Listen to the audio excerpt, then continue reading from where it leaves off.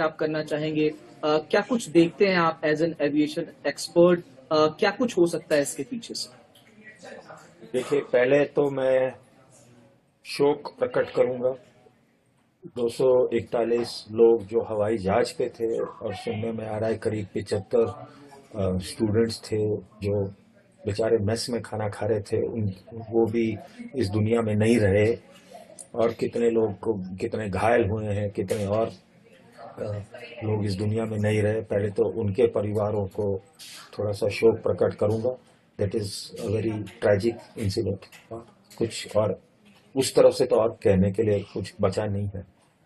जो एक जीवन, आई थिंक वो जो बच गए, भगवान का आशीर्वाद है उन पे, और निकल आए। बाकी सब गुजर गए। देखिए, ये 787 ड्रीमलाइनर जो जहाज है, ये बिल्कुल सबसे मॉडर्न जहाज है। बोइंग का आखिरी नया जहाज है जो आया है, बाहर रिलीज किया गया है, नया डिजाइन जैसे कह सकते हैं। एयरबस से A350 सबसे नया जहाज है उनके तरफ से भी। तो ये बिल्कुल नया जनरेशन का हवाई जहाज है। सब उसमें सेफ्टी सिस्टम्स बने हुए। और जो इन पे लोग शक कर रहे हैं कि भाई इंजन कोई फेल हो गया, ये जो इंजन हैं ये जनरल इलेक्ट्रिक के जेनेक्स इंजन हैं। GENX, that's like GE next kind of, एक काइंड ऑफ एक्रोनिम है। सो द जेनेक्स इंजन जो है, ये पुराने इंजन है, मतलब ये नया कोई डिजाइन नहीं है। नया GE90 जो इंजन हैं, सालों से सदियों से सारे 777 पे लगे आ रहे हैं। जो नया वर्जन है 747 का, 747-8, उस पे भी फिट किए गए हैं। और बहुत रिलायबल इंजन। अगर आप देखें, एयर इंडिया जो सैन फ्रांसिस्को से नॉन स्टॉप फ्लाइट उड़ाती है दिल्ली के लिए, बम्बई के लिए, बैंगलोर के लिए, वो 777 यूज करती हैं।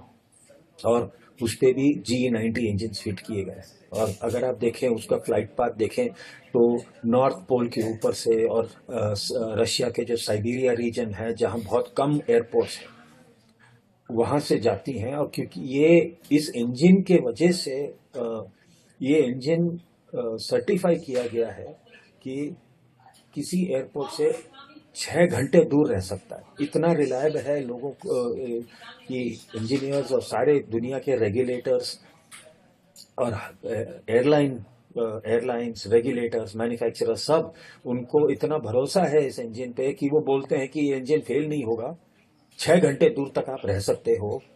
इतना हमें इस पे कॉन्फिडेंस है।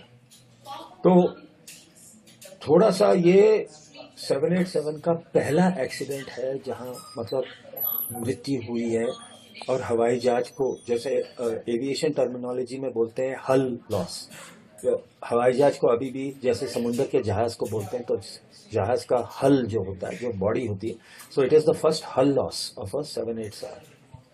दुनिया की नजर रहेगी इस एक्सीडेंट पे, क्योंकि करीब 1200 787 बिक चुके हैं एयरलाइंस को। आज भी मैंने अभी थोड़ी देर पहले अपने ट्विटर, BLR एविएशन ट्विटर पे मैंने एक फोटो डाली है कि कितने 787 फिलहाल अब भी इस वक्त हवा में उड़ रहे हैं। और it is literally in hundreds. इतने हवाई जहाज सारे दुनिया में उड़ रहे हैं फिलहाल, right now, as of right now. तो ये बहुत रिलायबल एयरक्राफ्ट है। दुनिया का नजर रहेगा इस पे, क्योंकि सब जानना चाहेंगे कि क्या हुआ है, क्यों हुआ है। स्पेकुलेशन करने का कोई फायदा नहीं है, क्योंकि एक्सीडेंट कभी एक सिंगल कारण का नतीजा नहीं होता है। हमेशा it's a series of either actions और फेलियर्स दैट हैपन। एक सिंगल पॉइंट फेलियर कभी नहीं रहता है एक्सीडेंट में। कोई भी आप एयरलाइन एक्सीडेंट देखिए दुनिया में, हमेशा it is a series of failures that result in the accident. And so that is the reason why investigation is very very important. बहुत महत्वपूर्ण है कि हम लोग इन्वेस्टिगेटर्स को थोड़ा टाइम दें।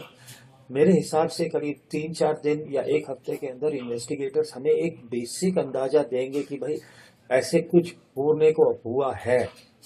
ऑफ कोर्स फाइनल रिपोर्ट बनाने के लिए उनको 2 साल लग सकते हैं, क्योंकि बहुत डिटेल में जाते हैं जो और खास करके 787 का जो आप सब लोग ब्लैक बॉक्स कहते हैं, वो असली में ऑरेंज कलर का एक डब्बा होता है जिसमें रिकॉर्डिंग होती है।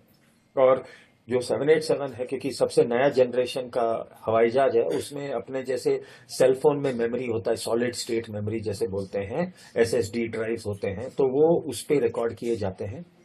वो ऑलरेडी सुनने में आया है कि रिकवर हो चुके हैं। देखते हैं कि अगर वो आग में थोड़ा सा डैमेज हो गए हैं तो फिर अमेरिका जाएंगे, जहां स्पेशलाइज्ड इक्विपमेंट उसमें से डेटा निकालेगा। सो एक तो कॉकपिट वॉइस रिकॉर्डर होता है जिससे सारा आवाज कॉकपिट में रिकॉर्ड होता है, और दूसरा है डीएफडीआर, डिजिटल फ्लाइट डेटा रिकॉर्डर, जो हजारों पैरामीटर हर सेकेंड मापते रहता है। तो उससे इन्वेस्टिगेटर बाकायदा पूरा हवाई जहाज का सिमुलेशन कर सकते हैं कि एग्जैक्टली हर आइटम में क्या हुआ, किस कहां कहां कहां क्या क्या हुआ, लिटरली पूरा हवाई जहाज को रिक्रिएट करेंगे कि हुआ क्या, और वो उसके कारण, इस एक्सीडेंट का कारण, या जो जो पॉइंट्स ऑफ फेलियर हुए हैं और जिससे ये एक्सीडेंट हुआ है, सब वो बाहर आएगा। क्योंकि दुनिया का नजर है इस एक्सीडेंट में, ये पहला एक्सीडेंट है इस हवाई जहाज का, तो लोग, सारी दुनिया जानना चाहेगी कि क्यों हुआ है।